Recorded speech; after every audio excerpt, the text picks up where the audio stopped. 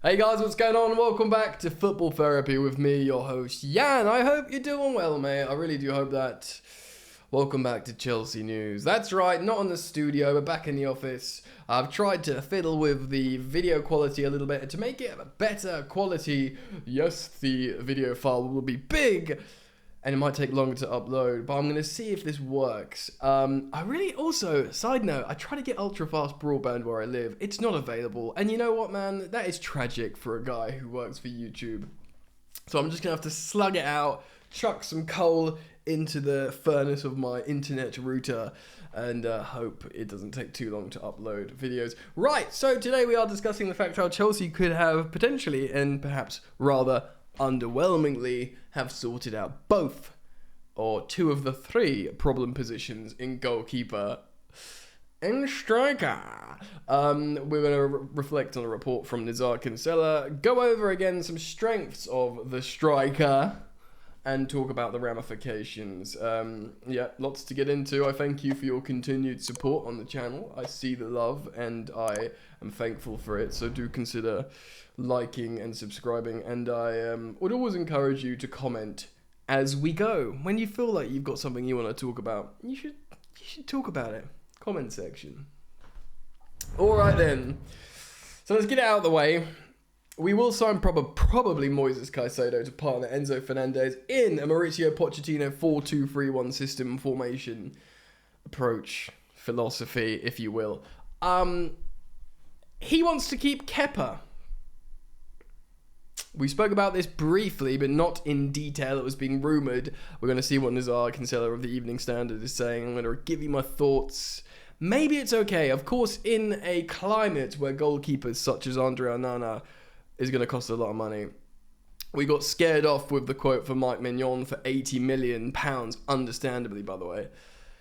And maybe while we're out of Europe, maybe while we're just trying to sort a new system, let's be real, decent footballing goalkeeper. He's confident with his feet, Kepa, and he's got it in his locker to make some worldy cat-like saves.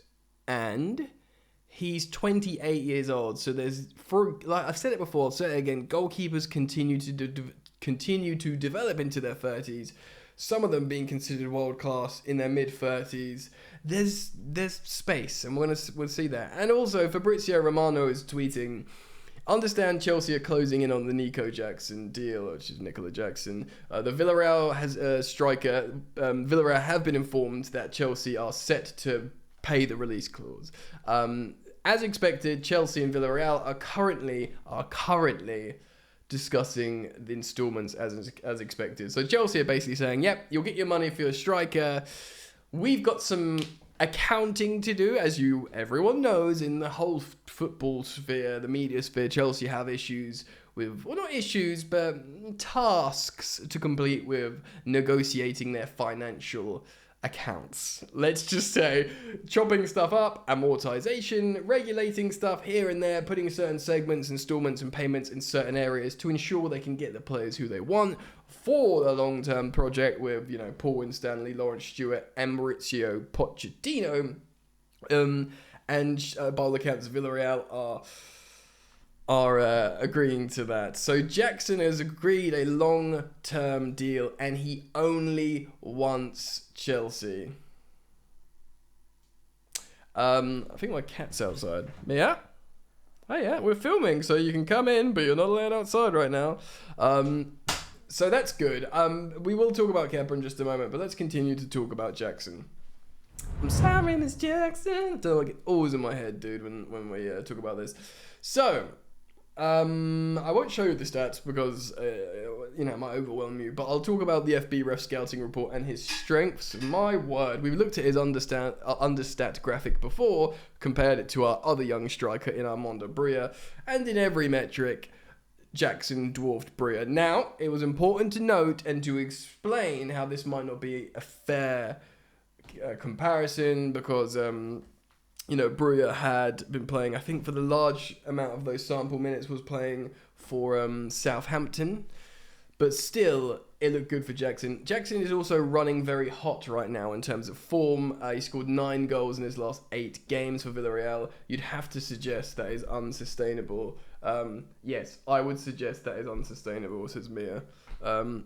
But still, he's a young player, and if we truly think he's the one and the gaffer likes him, then you have to sort of go with that. So looking at a scouting report now to look at the strengths, he's in the 99th percentile for 2 metrics, which is actually pretty good. Shots on target, 56.1%, which is mental. To have over 56% shots on target is actually is that incredible. So no wonder that's in the 99th percentile. If dude swings his boot at the ball intending to try and score, that significantly more than every other hit that hits the goal in terms of being on target. So that is an incredible feat in itself, considering Chelsea couldn't hit a barn door of late. We're kicking the ball all over the gaff, anywhere but the diameter of the goal we kick. Granted, you have to get past defenders and the goalkeeper, and we'll see what happens there. But the other metric, he's in the 99th percentile, is successful take-ons that lead to a goal. So, he's a wiggly player, I think, right? Dribble, shoot. We've shown that maybe the big man up front doesn't necessarily suit us, and if we're looking for like interchanging ball carriers, like, Nolly goes wide, dribbles in, and then Jackson dribbles out wide, it could be good. And then he's got goals and shots. He's in the 98th of pass completion long, which is pretty wild. So this is obviously in comparison to other strikers. The dude can hit long balls accurately, for whatever that's worth. I guess drop deep. Harry Kane liked to drop deep. He was coached by Pochettino. Hey, it could be just what we need. And 97th percentile for shots on targets, XG, non-penalty XG, goal creating actions, and successful take-ons. Oh, I like it. He's a creative, dribbling, goal-scoring striker. Right? I know he's young. I know he's running hot at the end of the season. Hot dog! I know he failed his Bournemouth medical. Which, it's just not sexy, is it? Failing your Bournemouth medical. But maybe this is exactly what we need. I'm tired of the big money name signings. Look who's back. Big ego with a big, tendency to screw things up. Could have done better there, I admit. But, or Morata or Higuain or whatever. Maybe bring these youngsters. Maybe. £29 million. Feels good, doesn't it? Not spending ridiculous amounts of money on the likes of Cucurella. And of course, there's loads of other news stories circulating at the moment regarding sales. We're about to talk about Kepa and what's going on with him. Lol. Sales. Edouard Mendy seems to have agreed terms with Saudi. Hakim Ziyech looks like he's gone. Koulibaly. So there looks like the three players that looks like we will sell to Saudi Arabian teams. Of course, Todd Boehly was pictured in Saudi recently, and despite them going to different teams, remember it's the PIF, Public Investment Fund, that's investing in the league or the top echelons of the league to try and juice it up. So they're sort of distributing signings to the top clubs, which if you're fifth place, apparently fifth place doesn't get anything, you would be annoyed, So yes, the big four are getting juiced in Saudi. Look, man, if we get... Mendy's not going to be on high wages, but certainly Ziyech will be on significant wages. I know Koulibaly's on very high wages.